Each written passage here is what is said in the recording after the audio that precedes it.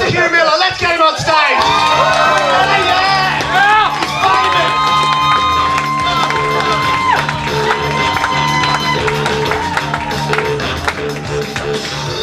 Hey guys, how's it going? Hugh Miller.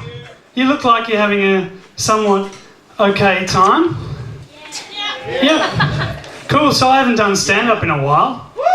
Yeah, and some of the Fairfax media and news.com.au were like, hey, Hugh Miller never does the playground. And, I mean, that's for the most part true. But there's also a minority part of that, the small part, that isn't true. And that part is that I've done a lot of controversial material, as it were. And a lot of the left-wing media have come out and painted me as a racist. Like a Mona Lisa that's racist. And to tell you the truth, I think that's unfair. I think that's a Simon Gross generalisation. But you know how it is. You know how it is. The top brass, as it were, have said, Hugh Miller, you should go into racism rehab. Racism rehab, I said? Yes, they said, smiling confidently. And it's funny because most people don't know that there is racism rehab. I asked 3 people and only one of them knew. So that's like only 33.3% of people that know that we have racism rehab. Or in layman's terms, 1 in 3. And the centre is actually in the most per capita international zone in Hobart, which is opposite that Sakura and that noodle shop in Sandy Bay. But I did it, and I learned, probably the most valuable lesson I learned was that you can't bag out Jews even though there's not many in Tassie.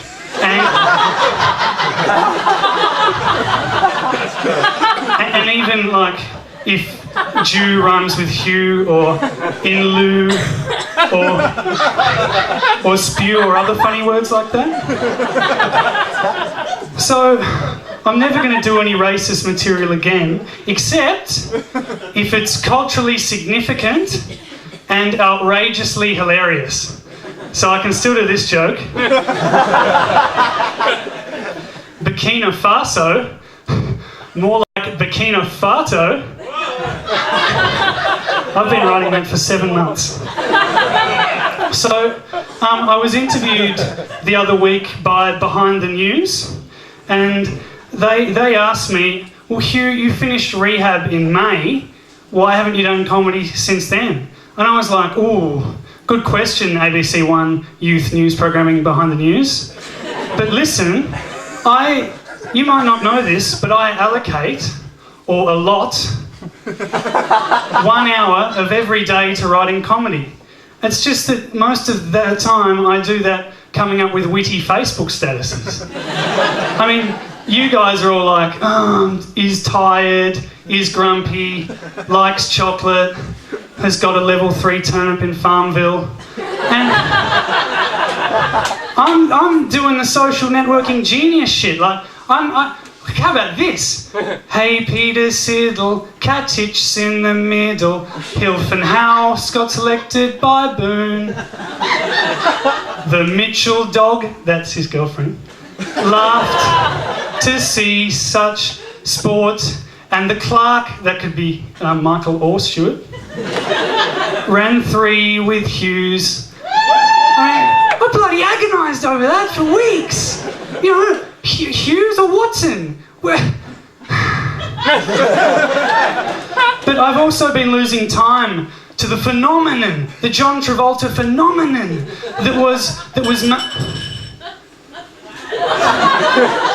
I really like John Travolta. The John Travolta phenomenon that was MasterChef. I mean, freaking hell! How was any man or woman, you know, how could they do anything when MasterChef was on? Or even if it wasn't on, how are you supposed to think about anything else? I mean, my favourite bit was when the two contestants got knocked out and then they weren't in it anymore. And then... It's really not funny when you do that. And then they were back in the show. And I suppose because Top Brass knew they'd made a mistake getting rid of the pretty blonde and the racism one. But the excuse from that little bald guy, the little guy who says, Gary's beef bourguignon. There is no boiled egg in Gary's beef bourguignon. He came up with this excuse, and I don't want to mince my words. Why let them back in? Aussie spirit. It's like Ben Cousins. You've made a few mistakes. Let's let you play again and go and watch you at the MCG.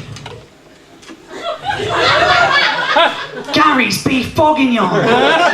There is no turnip in Gary's beef bourguignon. But I think, stick a finger in me and call me Harry, but I think this is a conspiracy and they're grooming Ben Cousins to do the next season of Celebrity MasterChef. No, Ben, there are no party drugs and shit tattoo in Gary's beef bourguignon. Lastly, I had an interview the other week from the Tweedhead Daily News, and they were asking...